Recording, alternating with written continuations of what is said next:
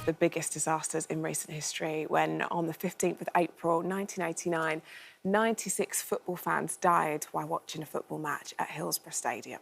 Yeah, well, following the disaster, many of the victims' families campaigned for justice, including one lady called Anne Williams. Yes, Anne's story will be dramatised in a new ITV series coming out next year. And here's a little look at what we can expect. It's the semi-final of the FA Cup. Be goals. Yeah, I will. Have a great time. 3-0 to the Reds. Barney hat-trick. You heard it here first. It's terrible, this, isn't it? Saying there might be people dead there.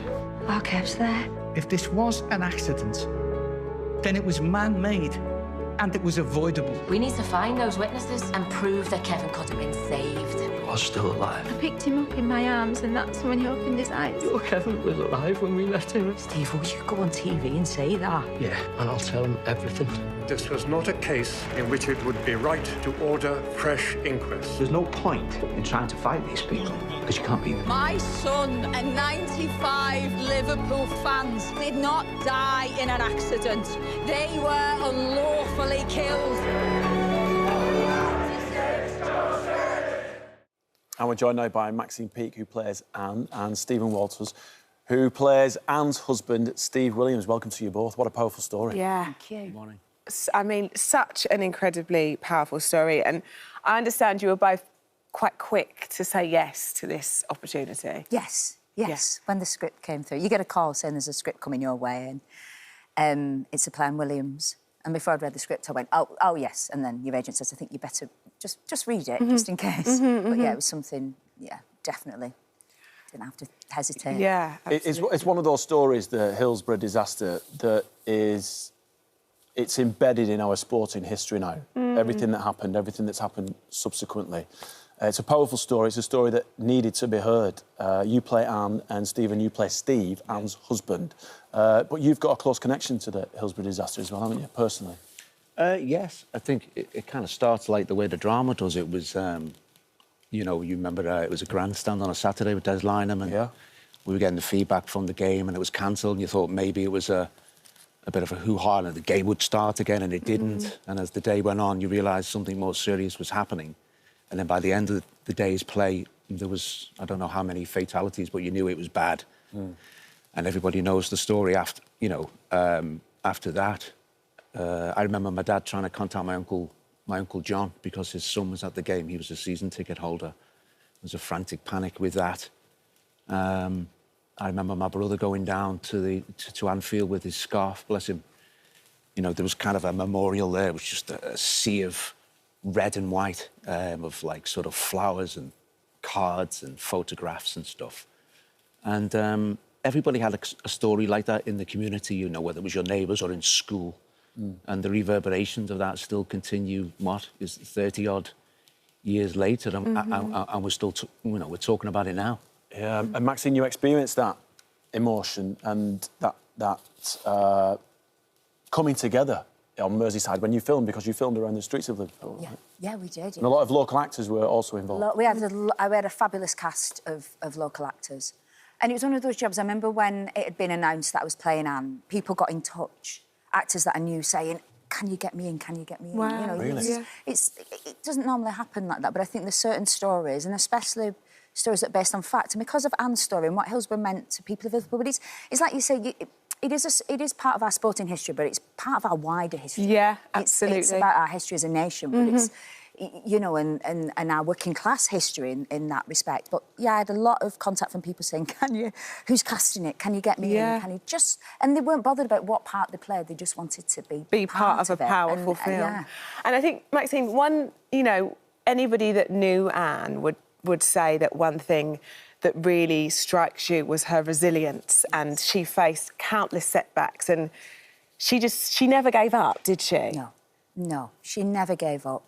And, you know, there was times in your scene the drama that she maybe felt like it, but she continued on, and you felt that she never got bitter.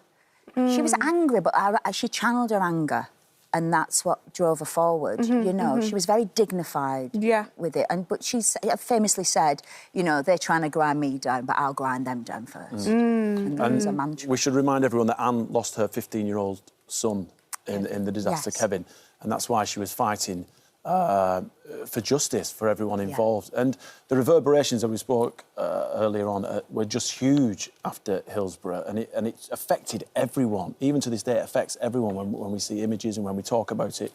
But for you as an actress, did you realise the importance of this role for everyone on Merseyside? Yes. Representing Anne? Yes. I still remember when I got the part, and then I remember I was at Manchester Airport, and there was a load of football supporters with Liverpool shirts on getting on a plane, and it hits. I just remember this. I don't know what it was. It was just seeing those people and thought, oh, God, the responsibility, because this does mean so much. And you know, it is, because people have said, oh, well, it happened so long ago, but like you said, the reverberations go on, the trauma goes down through generation and generation. Yeah.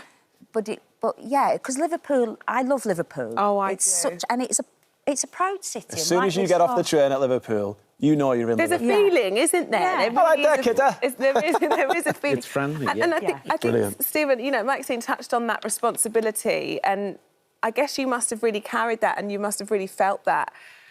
I suppose, how did it look for you? Did you work with the families involved, or...?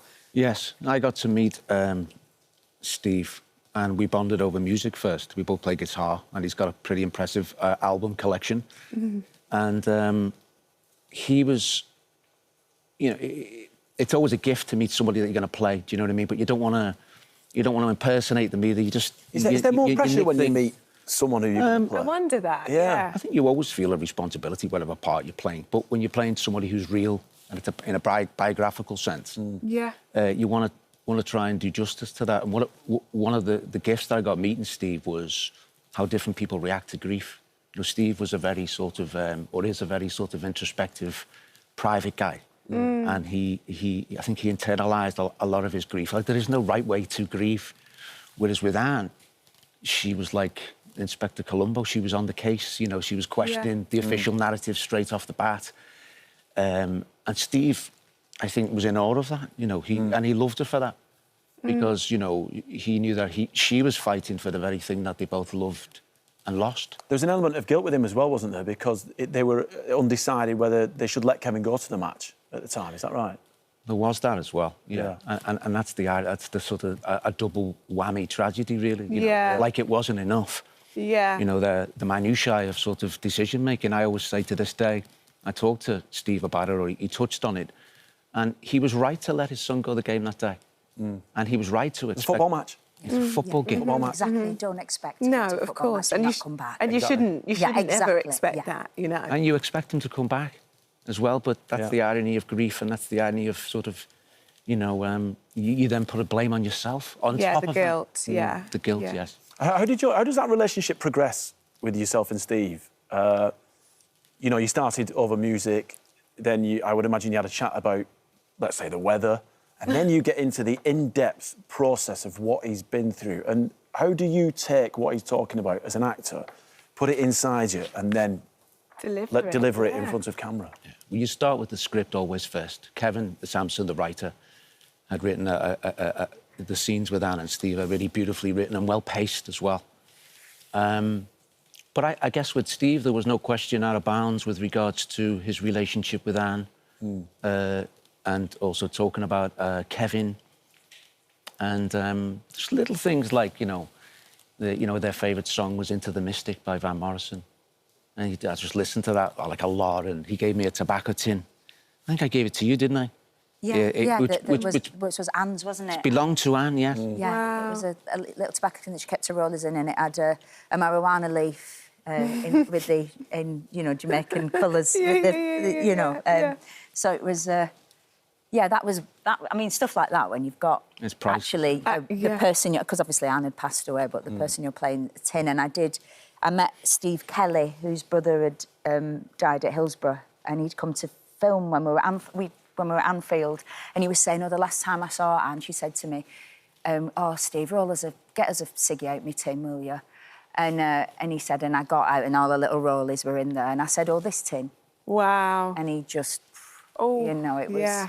Because she meant so much to so many people, and it wasn't just about Kevin, it was about the rest of the victims, but also the survivors. And And then about She was a fighter for everyone, wasn't she? Yeah. But the community now, I'm still in touch with Sarah, her daughter, and it was Lena, her daughter's 21st, not so long ago, and I went over to Formby for a birthday party, and everyone was, you know, a lot of the survivors were there, they're still friends, they have the great friendship, great sense of humour. Which is important. Yeah, it's really lovely. In such a tragedy. You couldn't get a better representation than Anne to represent all those other families as well. The best of all those other families that fought so diligently and so bravely for justice. Yeah. You know, Anne was emblematic of all of that. Well, thank you both so much for coming in today. And amazing. we should say that Anne is on ITV on the 2nd of January. So I can't thanks wait very to much for watch coming it. in. Thank you. Lovely to meet. Cheers.